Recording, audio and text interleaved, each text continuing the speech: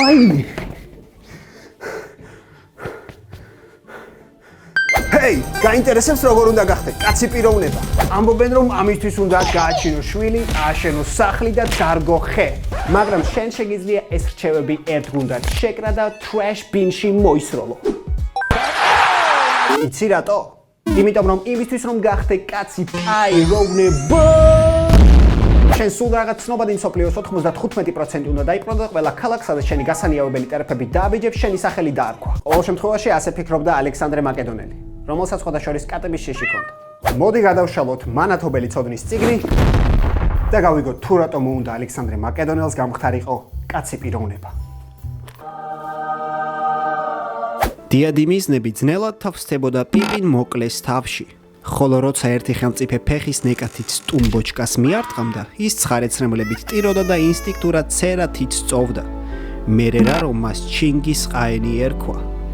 მანათობელი ცოდნის წიგნში ყველა ეს ამბავი წერია, მაგრამ შერყეულად. ისე როგორც ჩვენ გვიყვარს. ეს არის არც ისე ისტორია. 356 წელი. ოღონდ ძველი წელთაღრიცხვი.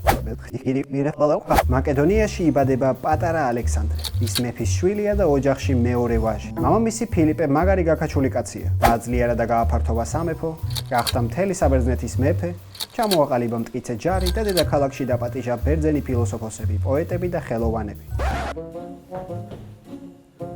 ეს მაკედონია კი არა, რაღაც აზროვნების აკადემია ყოფილა. შეახვარო.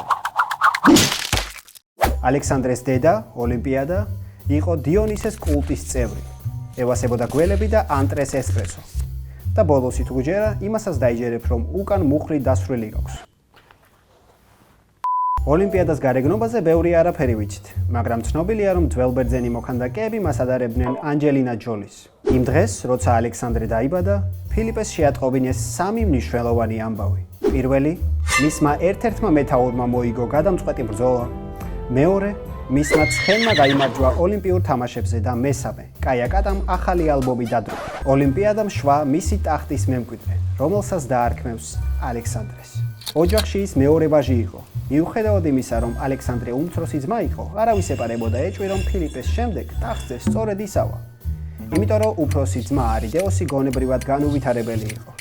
მემატიანეების წერილებში ვკითხულობთ, რომ მას იტაცებდა იტალიურ რეგიონებში გავრცელებული დრამატურგიის ნიმუშები და ზეპირად იცოდა დახასიათებები მოქმედი პირებისა, როგორიცაა ბომბარდირო კროკოდილო, ტრალალერო ტრალალა და შპიონირო გოლუბირო.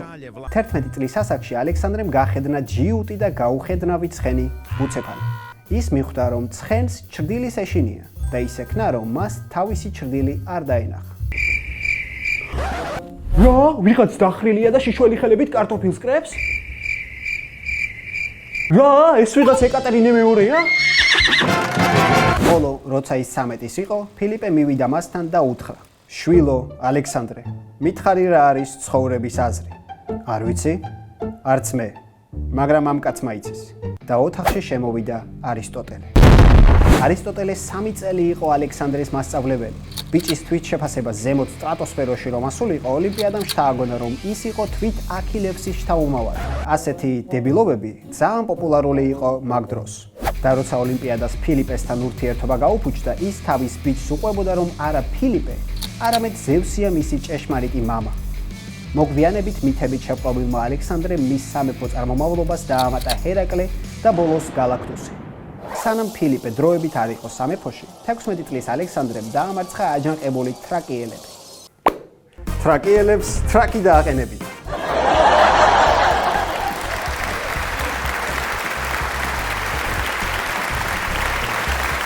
ფილიპე დაბრუნდა მაკედონიაში და 2 წლის შემდეგ ბერძნებთან გადამწყვეტი ბრძოლის დროს ალექსანდრეს მარცხენა ფლანგი ჩააბარა.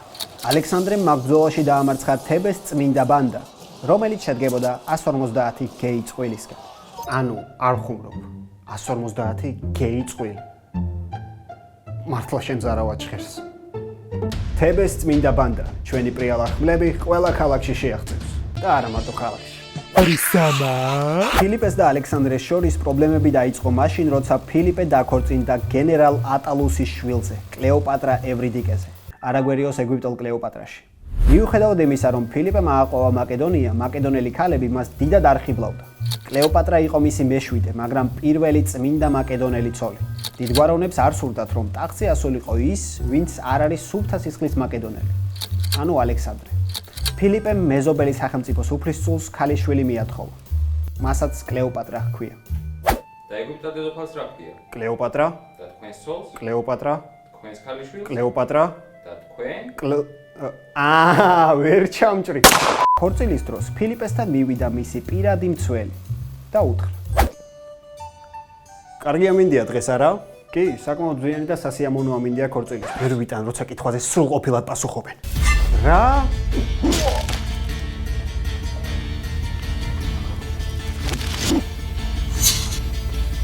ეს იყო პაუზანიასი. მან სადა გაქცევა, მაგრამ ის მაინც დაიჭირეს და როგორც წინ დახედული ადამიანები იზამდნენ, გამოკითხვის გარეშე მოკლეს. აი სად დაგერხა, ახლა ყველაფერს მოგვიყვები. დებილი ხარ, ახლა რანაირად გავიგოთ რა მოხდა.